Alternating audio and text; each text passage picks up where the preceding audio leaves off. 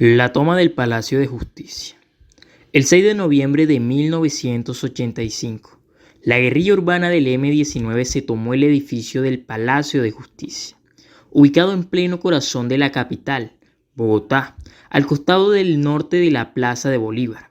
El hecho, que duró alrededor de 28 horas, dejó un saldo de 94 personas fallecidas, de las cuales solo han podido reconocerse 68. A 35 años del trágico suceso. El militante del M-19 Álvaro Fayad fue la persona encargada de planear la toma del Palacio de Justicia en una operación llamada Antonio Nariño por los Derechos del Hombre. Se demoró alrededor de 6 meses en planearla, tiempo durante el cual militantes de esa guerrilla fueron capturados merodeando el palacio con planos de la edificación. Además, las fuerzas militares y la SIJIN habían recibido mensajes anónimos el 16 de octubre de 1985, en los cuales se anunciaba la ocupación guerrillera. Sin embargo, se hizo caso omiso a todo tipo de advertencias y por razones aún desconocidas, el día anterior a la toma fueron retirados 22 policías que custodiaban el lugar y quedaron únicamente 6 celadores de una empresa privada a cargo de la seguridad del Palacio de Justicia. Como lo mostró el noticiero 24 horas en su emisión de las 7 p.m. por la primera cadena, fue así como entre las 11 a.m. y las 11:40 a.m. del 6 de noviembre de 1985, 7 militantes del M-19 no tuvieron problema alguno en entrar por la puerta principal del Palacio de Justicia, mientras que otros 28 entraron en camiones y camionetas por el parqueadero. Cuando la mayoría de los guerrilleros daban los primeros tiros contra los guardias y los guardaespaldas que estaban desprevenidos en el sótano del palacio, 2 milicianos, los cuales se hicieron pasar por estudiantes de derecho, se encargaron de tomar los pisos restantes. Los guerrilleros que se tomaron el Palacio de Justicia tenían provisiones, ropa, comida, drogas suficientes para pasar varias semanas dentro del edificio. El comando del M-19 está dirigido por Andrés Almarales. Allí también está Luis Otero, que fue el que planeó el asalto a la Embajada Dominicana.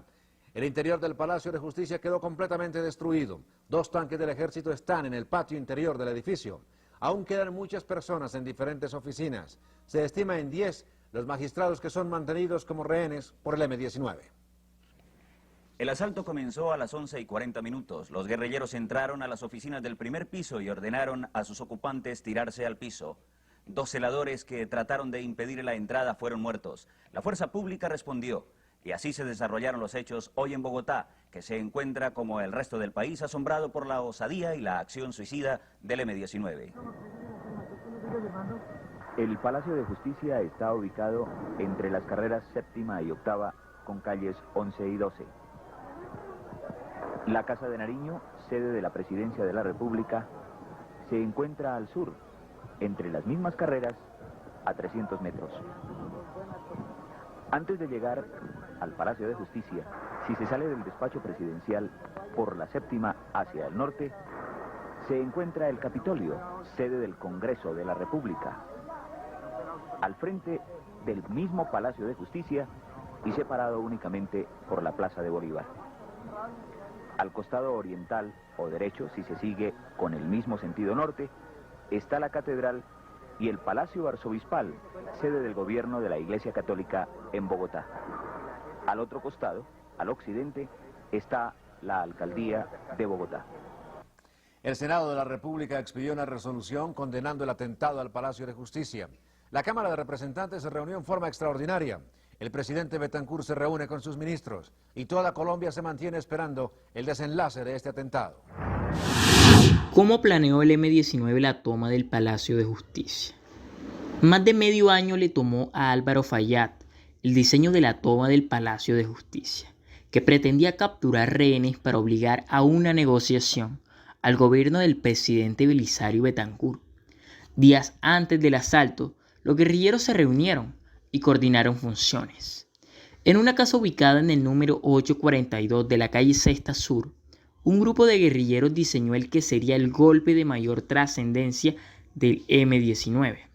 Esta guerrilla, que desde los años 70 había sorprendido con grandes impactos mediáticos, como la toma de la Embajada de República Dominicana, el robo a la espada de Bolívar y el de las armas del Cantón Norte, estaba dispuesta a hacer un juicio histórico al presidente Belisario Betancur.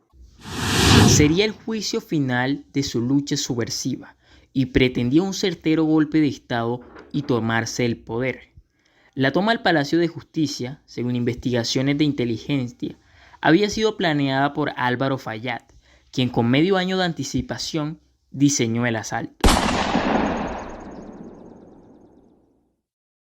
Tras la toma, los altos mandos de las Fuerzas Armadas de Colombia decidieron recuperar el palacio a través de un operativo militar y de inteligencia. De manera infructuosa, agentes del entonces F-2 intentaron retomar el edificio. Ante su frustración, el Ejército Nacional optó por rodear el palacio con tanquetas.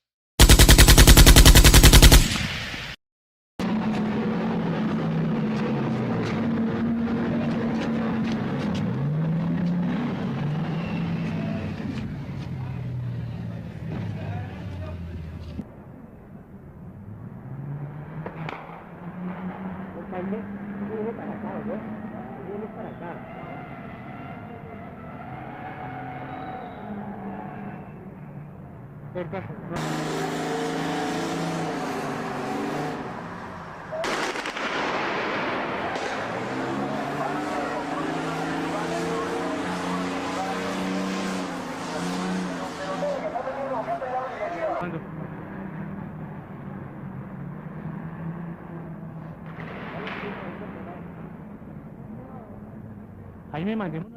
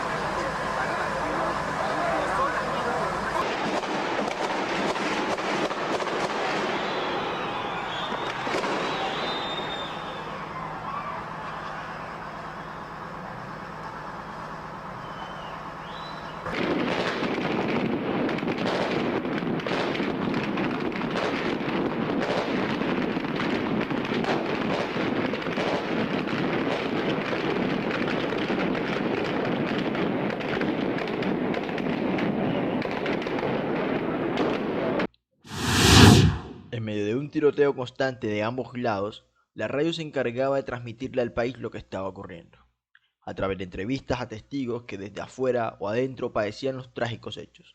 Quizás la voz que más se recuerda es la del entonces presidente de la Corte Suprema de Justicia, el magistrado Alfonso Reyes Echandía, que en medio del fuego cruzado rogaba para que el gobierno del presidente Belisario Betancur decretara un cese al fuego. Que se prepara para el ataque. Parece una escena de película de guerra, solo que ahora es una dramática realidad.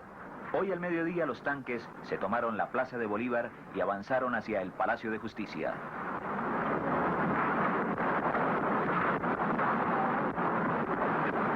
Sobre la edificación se levanta una nube de humo. Desde el Capitolio puede leerse en el frontis del palacio la frase de Santander: si las armas nos dieron la independencia, las leyes nos darán la libertad, pero todavía es tiempo de armas. A las 12:50 un tanque de guerra entró al Palacio de Justicia derribando su pesada y majestuosa puerta de bronce. A esta hora ya se sabía que el M-19 pretendía hacerse fuerte en el palacio, utilizando como rehenes a los magistrados de la Corte y del Consejo de Estado para montar un juicio público al presidente Betancur. Si alguna duda había, la despejó la voz apremiante del presidente de la Corte, Alfonso Reyes Echandía. Inmediatamente, divulgue ante la opinión pública, inmediatamente, es urgente, es de vida o muerte. ¿Sí me oyen? Señor Reyes Echandía, ¿con cuántas personas más está usted como rehén? ¿Aló? ¿Con cuántas personas más está usted como rehén? Estamos con varios magistrados, un buen número de magistrados y de personal subalterno. Pero es indispensable que cese el juego inmediatamente. Divulgue a la opinión pública eso para que el presidente dé la orden. Sí, señor. Perdóneme, ¿cómo avanza la negociación? Es que no podemos hablar con ellos si no cesa el fuego inmediatamente. Usted es un magistrado de la Corte, ¿no? Presidente de la Corte. Presidente, doctor Alfonso Reyes Echandía, cuéntenos, pero ¿qué hay que hacer? Pues que el presidente de la República dé finalmente la orden de que cese el fuego. Inmediatamente. Un momento, por favor, un momento.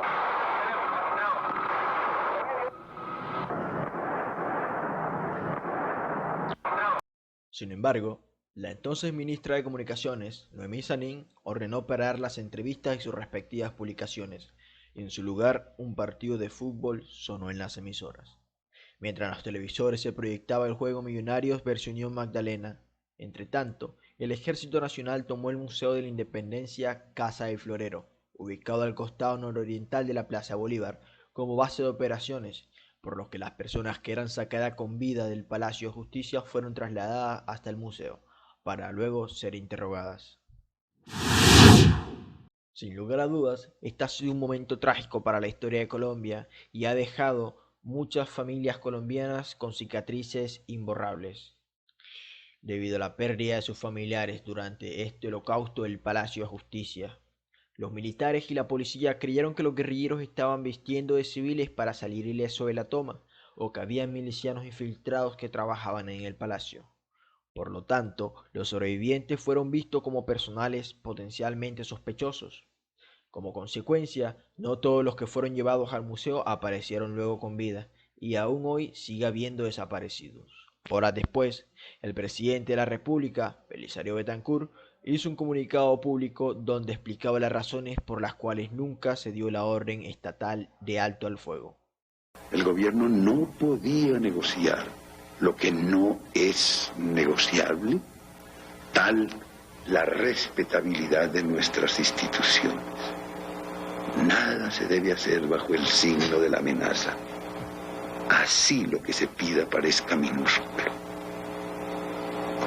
Pero el gobierno no quería que se sacrificaran más vidas humanas. Los avances del ejército dividieron a los guerrilleros en dos grupos principales. Uno en el cuarto piso, comandado por Luis Francisco Otero, y otro grupo en los baños del costado norte, al mando de Andrés Almarales. Las primeras veces lo noté tranquilo y él tenía la esperanza de que llegara el ejército. Él me decía, bueno, estamos aquí escondidos detrás del escritorio esperando a ver quién llega primero, si la guerrilla o el ejército. Inclusive a él lo llamaron de varios medios de comunicación, él estuvo hablando y pidió lo que tantas veces había pedido también el presidente de la Corte, y es que hubiera un alto al fuego, que nunca se dio. Subiendo piso por piso, la fuerza pública rescata a 138 secuestrados. Otros salen por su cuenta.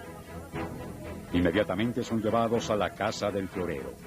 De allí, algunos desaparecieron sin que hasta hoy se sepa qué pasó con ellos. Soy una de las personas sobrevivientes del Palacio de Justicia. Precisamente por esta puerta del antiguo Palacio de Justicia fue que salimos esa tarde del 6 de noviembre de 1985. Nos condujeron hacia la Casa del Florero, donde pues estaban llevando a todas las personas que estaban sacando. Más o menos aquí en este sitio me confundieron con una guerrillera. Salí en el periódico El Bogotano, donde decían que guerrilleros logran escapar con ropa de rehenes. La fuerza pública decide tomarse el cuarto piso de la corte. Todos los magistrados que se encontraban allí fallecieron en el intercambio de disparos junto a guerrilleros y empleados del palacio. No escapó una sola persona de las 57 que se encontraban en ese piso, incluido el presidente de la Corte Suprema de Justicia.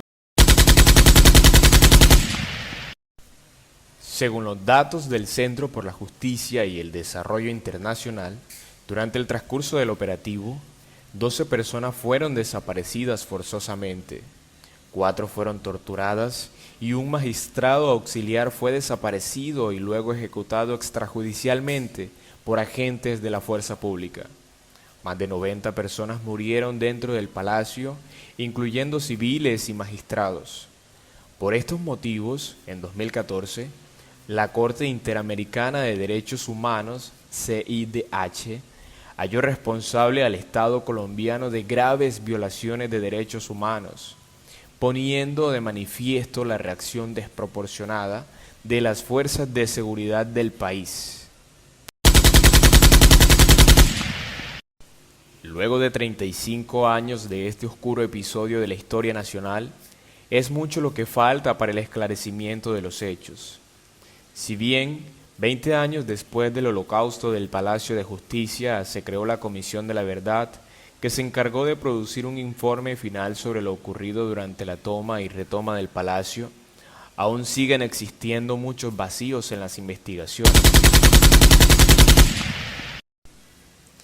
En noviembre de 2015, solo después de 30 años, el Estado colombiano reconoció su responsabilidad y pidió perdón a las víctimas. A través de la figura del entonces presidente de la República, Juan Manuel Santos, quien, acatando una sentencia de la CIDH, afirmó que hubo fallas de los agentes del Estado en la retoma del Palacio de Justicia. A la fecha, solo existe una condena en firme en contra del general retirado Jesús Armando Arias Cabrales por la desaparición forzada de 5 de las 12 víctimas, imponiéndose una pena de 36 años de cárcel, mientras la condena en contra del coronel Luis Alfonso Plazas Vega por la desaparición forzada de Irma Franco y Carlos Rodríguez Vera, de 30 años de cárcel, fue revocada en 2015 por la Corte Suprema de Justicia, poniendo a Plazas Vega en libertad después de permanecer 8 años en prisión. De la misma manera, aún están pendientes por pagar a las familias de las víctimas algunas indemnizaciones y el país sigue reclamando 5 desaparecidos. Que esta fecha sea un motivo más para evocar la reconciliación y la no repetición.